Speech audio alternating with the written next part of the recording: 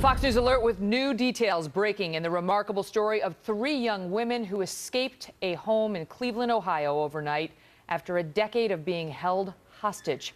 And now the choppers are up over this house of horrors. Our first look today. Welcome to America Live, everyone. Unbelievable day. I'm Megyn Kelly. Their survival story and escape from captivity less than 24 hours ago gripping the country. Amanda Berry was 16 when she vanished in 2003. Gina easy for me to say, Jesus, just 14 when she disappeared in 2004, and Michelle Knight was 20 when she went missing in 2002. Police believe they were held captive in a home near downtown Cleveland, just a few miles from where they vanished so many years ago. Think about that. Think about their families wondering, waiting, searching, and they were there. They were there in the neighborhood all that time. Moments ago, we learned that 2 neighbors say police were called twice in recent years to investigate suspicious activity there. That is not consistent with what we heard earlier today, but the police said that they are combing their records to make sure what they believe is the case is in fact the case, which is that there were no suspicious calls. One man, however, is claiming that he called about pounding doors at the house. And another neighbor says her daughter saw a naked woman crawling on her hands and knees in the backyard. Police say they cannot find records of those calls. Authorities have arrested 3 brothers, ages 50 to 54. We know one of them is the homeowner, Ariel Castro, and charges are expected to be filed any time now. Neighbor after neighbor, claiming to be dumbfounded over these events, say they never suspected anything was wrong inside that house for the most part. These initial reports I brought you are the first we're hearing that there was any sort of suspicion. And then came late yesterday afternoon when a neighbor eating McDonald's heard Amanda Berry's cries for help. They struggled to open a door that had held her captive for so many years. And then finally, Amanda was free. The now 27-year-old woman and a mother to a 6-year-old choking back tears as she made a frantic call to 911. Listen. Cleveland 911. Hello, please. Help me. I'm Amanda Berry. You need police, fire, or ambulance. I need police. Okay, and what's going on there? I've been kidnapped and I've been missing for 10 years, and I'm here. I'm free now. Okay, and what's your address? 2207 Seymour Avenue. 2207 Seymour. It looks like you're calling me from 2210. Looks like you're calling me from 2210. I can't hear you. It looks like you were calling me from 2210 Seymour. Yeah, I'm across the street. I'm using the phone. Okay, stay there with those neighbors. Talk to the police when they get there. Okay. Thank you. Okay, talk to the police when they get there. Okay.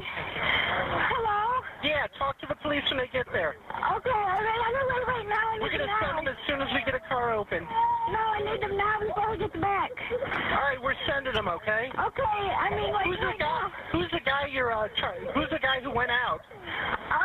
His name is Ariel Castro. All right, how old is he?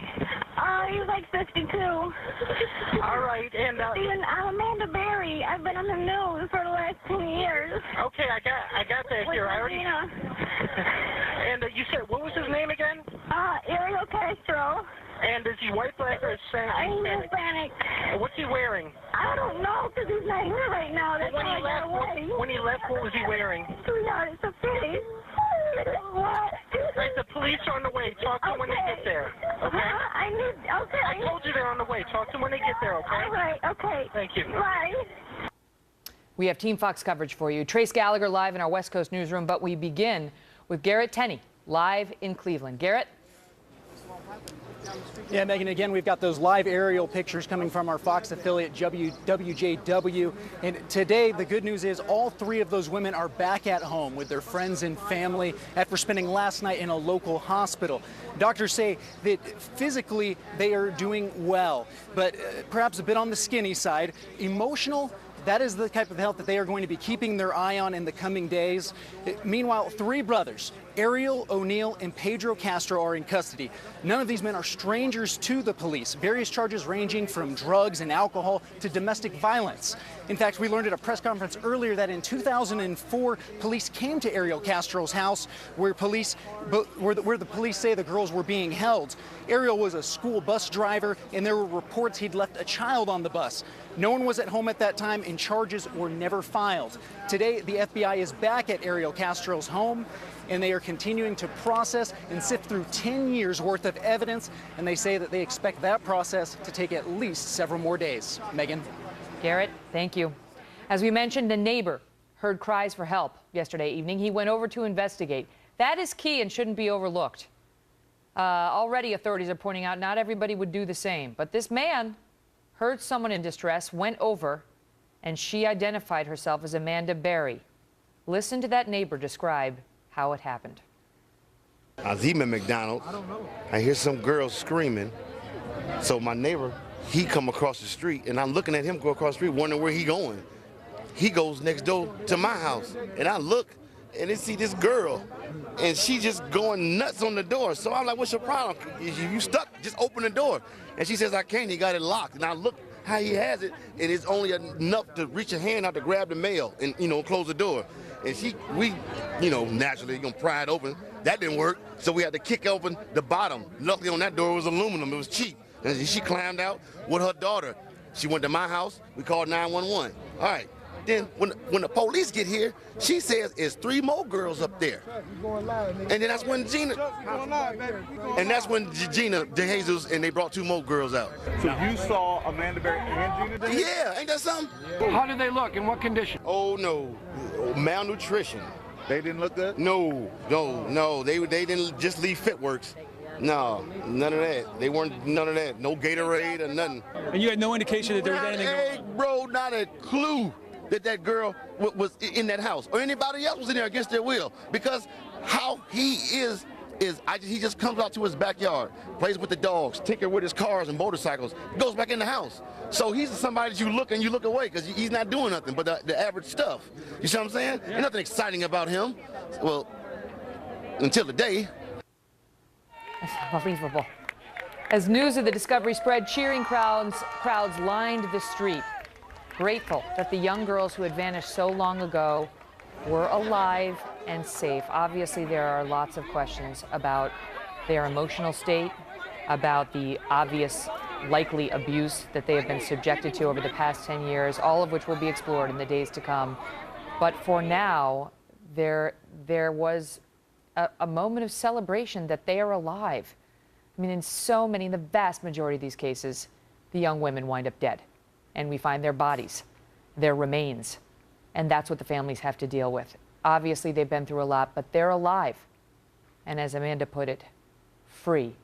Now, amidst all of this, there is sadness in the wake of what they have gone through. They lost so many years with their loved ones. They'll experience sadness. Amanda Berry, who's seen in this picture here with her sister, and as we understand it, she gave birth to a little girl while in captivity. Now her mother has died while she was in captivity. So far, by the way, police are not saying who the child's father is or where that child was born. So there will be no reunion for Amanda and her mother. Luana Miller died in 2006. Friends and family say she never stopped looking for her daughter, even turning to a psychic to try to get answers. But that so-called psychic told her that Amanda was dead. Bear that in mind the next time you fork over your money. Still, friends say that the mother never gave up hope, but her daughter's disappearance took its toll. Her health steadily deteriorated, and some friends suggested she literally died of a broken heart. Meantime, Gina DeJesus's family is celebrating their miracle. Gina was captured on her way home from school back in 2004 when she was just 14 years old. Her family says they have been looking for her ever since. Outside their home today, a sign read, "Welcome home, Gina." Something her aunt says they have been waiting a very long time to say. I will tell you this because I was there to see her. All 3 girls. God works in mysterious ways. You would never, it's just unbelievable, unbelievable. These girls, these women are so strong, stronger than I am. I will tell you that much. And they all have a positive attitude. Think about that. How would you make it through? How would you be strong and have a positive attitude? I guess it'd be the only way to live. I mean, the initial reports that these women were chained up, were tied up. Can that be? Could you be tied up in a home for 10 years? How could you survive? How could you emerge able to communicate with the world in any comprehensible way? And yet that seems to be what's happened here. Amanda Berry now being hailed as a hero for escaping, for finding the courage to escape. Think of the fear she must have had of her captor and saving the lives of the other two captives and her young daughter. But what happened when she disappeared and the other two disappeared a decade ago? All three of these victims vanished within a half mile of each other, within a half mile. And as it turns out, they were being held prisoner just 3 short miles away from the location of their abduction. That's going to raise a lot of questions with the police. You know that's where this is going. But first, we want to get to Trace Gallagher with more of the story, live in L.A. Trace?